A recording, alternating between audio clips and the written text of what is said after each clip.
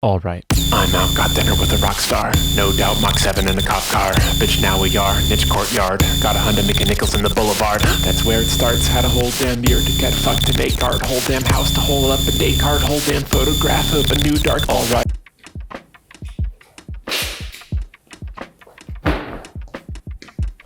So, I think the most effective way to narrate this would be to put you in the mindset I was in on the dreadful Monday the 10th. After a grueling week of working on Peppy race projects and a cowboy-themed art market, I walk in on this.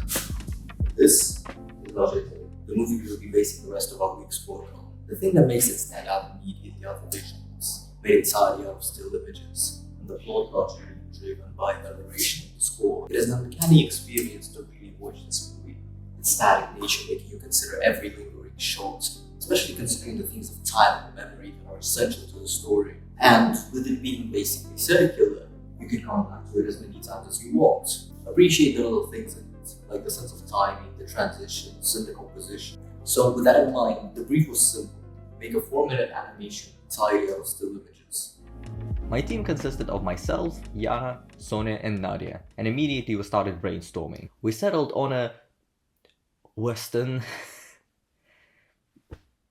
So we settled on our concept, a western about memory. We took elements from more cohesive storyboards, which all had the same pattern. We see a man on a horse, then in a city, then in a tavern, and then we see a gunfight. With the important detail that he has to pass out in between scenes to foreshadow the fact that he is dreaming. And combining the random elements of all of these storyboards, we got such gems as the hobby horsing turning into a cat in the middle of a story, and the vape fight. By the end of Monday, we were the only group who finished our storyboard, so we assigned responsibilities and had our plans roughly mapped up. On Tuesday we settled on our main characters and villains' appearances, talked through the color palette and the overall aesthetic. I decided to draw inspiration from pulpy American post-war comics, with a simpler color work and line work that I usually use. Wednesday to Thursday were primarily spent crunching in as much work as possible, with some occasional discussions over the details, with the main point of contention being the ending. Our original pitch was to have a man wake up from some sort of minor surgery to realize it is all a dream. Sometime later we came up with the cat transformation idea, and I pitched a man waking up to realize he's a cat, as that would give way to much more interesting interpretations of the work, the yearning to be something different and the disappointment of realizing who you actually are. But we were not clear on how we would convey this, so we settled on a happy medium. Yana had some images of her in a medical uniform, and with some minor editing, we had our finale, not elaborating on the actual identity of the main character while still giving way to that uneasiness. By the end of Friday we were starting to have some issues though. We were planning to spend the next 2 days editing, but most of us were still focused on finishing our illustrations. Most of Saturday was great. I got to record audio for the first time in a year, and Foley turns out to be surprisingly intuitive. The music was also extremely easy, as Yana has this incredible talent of being able to play the theme to The Good, the Bad and the Ugly on any instrument you hand to her.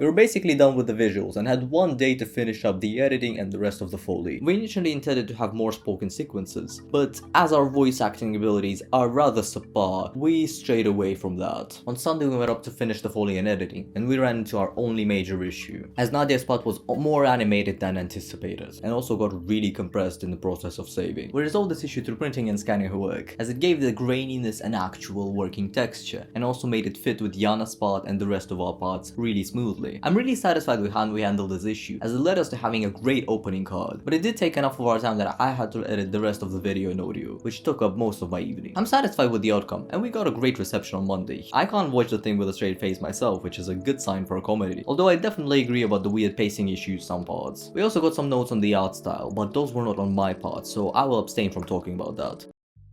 After the exhilarating showcase of our first project, I promptly ignored the briefing and went to bed as soon as I got home. But when I woke up the next day, I had a lot of thoughts. I was really torn between a lot of great options. Should I go for Stalker and make something more abstract, or maybe I could go something vintage and fun with Dr. Caligari? But my eventual choice was the iconic 1987 movie, The Thing. I chose it for a relatively simple reason. I already knew what I wanted to do. That's right, there's barely any research in this part because my main research is going to be myself.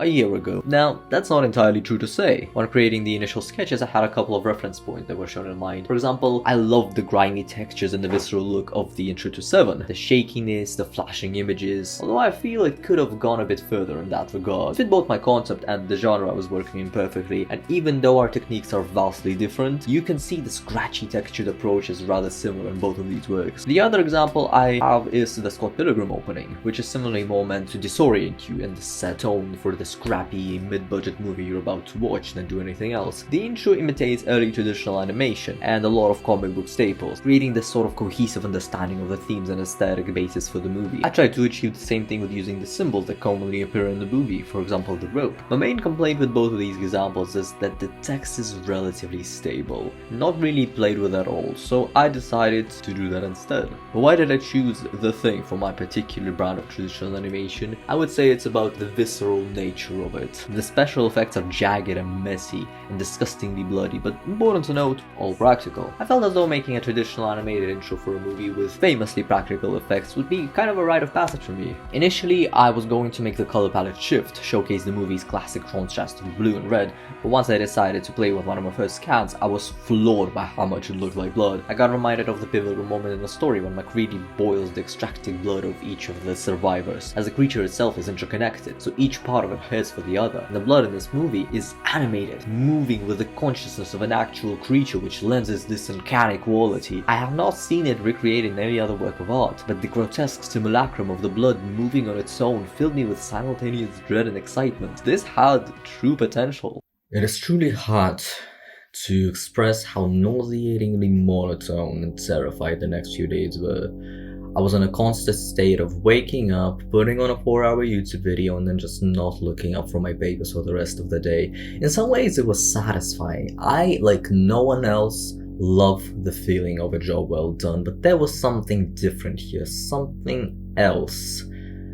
I think it was the combination of this and the fear of missing the deadline. I felt as though I was in my own horror movie, going through page after page after page. I tried to switch to pens at some point because the taste of the chalk pencil started to drive me insane. I felt as though I was poisoning myself little by little, creating monstrous figures and works of my own, letting them transform and take place before me, writing out these names until they ring in my head, and I want to throw up because it just looks wrong. There is nothing to tell from this process, no interesting insights to gain while working on it, no new discoveries, because the only thing I figured out while making it is how much I love art and how much I cannot meet my own standards for it. Am I keeping you in this monologue purposefully to have you suffer through the same spiraling thoughts of looking at 726 frames every single day, wondering if you will make it, then scanning the 36 hand-drawn pages and carefully exporting and labeling them, the nausea of list24.png, image adjustment, gradient maps, bloody crop tool, save as, what was the number of the image again? And then image after image after image you export it, and then you get hit with an underwhelming disappointment. I'm not sure what it is about it, but I also see that nobody I showed it to truly loved it the way they could have.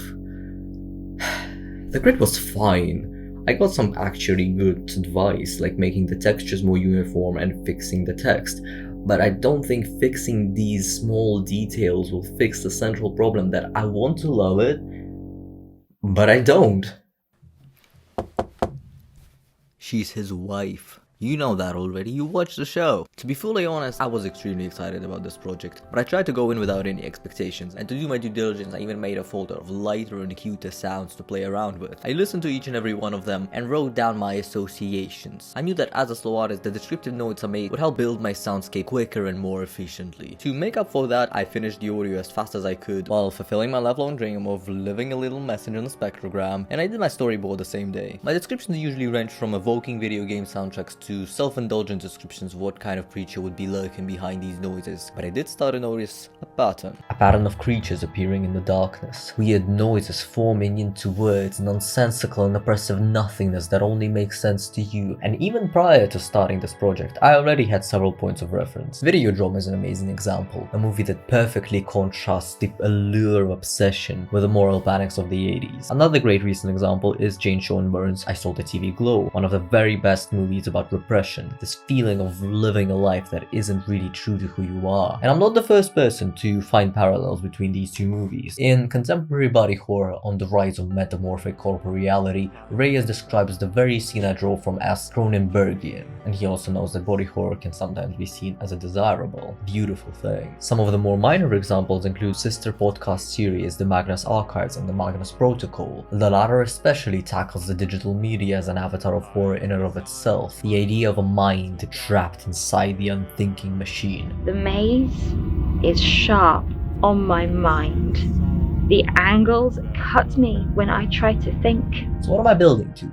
Well, a few months ago my father bought a subwoofer, but we must have done something wrong when we were setting it up, as I was sitting in the living room and working, when I suddenly heard this quiet, static sound quickly becoming this roaring, booming wall of noise, and you could not do anything with it. And in the moment, whisked away from my comfort zone, I had not considered what if I found the noise pleasant. An objectophilic siren song drawing you in with its solidity and rigidness. So I came up with this idea: a man distracted from his work by a siren call of his speakers, who, in his attempts to turn it down, becomes enraptured with it. My earlier drafts leaned in more on a mutual antagonism or even complete dismissiveness, but I feel this is the strongest version of the script. Where's the part where you... I got sick. I'm not sure what it was. Physically, she's catching up to me. Spiritual warfare on my magnum opus, or just plain exhaustion wearing my body down. But I got sick. I could not work in the same way I usually do for over a week. In that time I was kicking myself. This was my chance at creating something that would truly impress people, get some sort of response. But maybe that's not it. Maybe what I wanted was a response for myself. A correct one at that. And to say that it didn't work would be a lie. I wanted a steady pace of 1 piece per day, but that wasn't enough. And I did finish the animation, sure, with a delay, but I did. But it doesn't feel like I did. I feel like I'm still hearing the same siren song. Why are you still here? The section is over.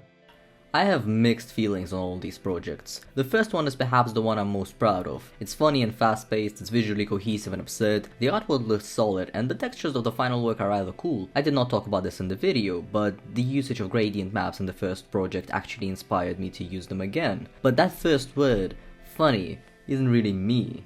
I don't tend to make art that's meant to amuse. My main impulse is capturing the everyday discomfort of the flesh. But if I'm being more realistic, my main impulse is satisfying my desire to be a serious artist, a real artist. I would not have gone in this direction if it wasn't for the team I worked with, and for that I'm grateful. It was a great experience, but I do feel as though it was not fully mine. The second project I felt disappointed with. It had so much potential to be something truly impressive and great, but it fell flat on its face, and that really saddens me. And with the two mixed thoughts, one where I feel that I wasn't really working with my own material despite objectively contributing to a lot of the work, and one where it seems that my ideas are wasted on myself. I hate to say it, but I think that second voice is correct. Even with the finished work, I feel as though I'm not really conveying all I want to say. Maybe I need shores to cover my vision and laser focus me on something in each project, or maybe I just need infinite time to work on every indulgent idea that enters my mind. Maybe my main artistic drive is the stubborn refusal to give up until I achieve perfection, a lightless flame that will burn forever. Did I finally make it?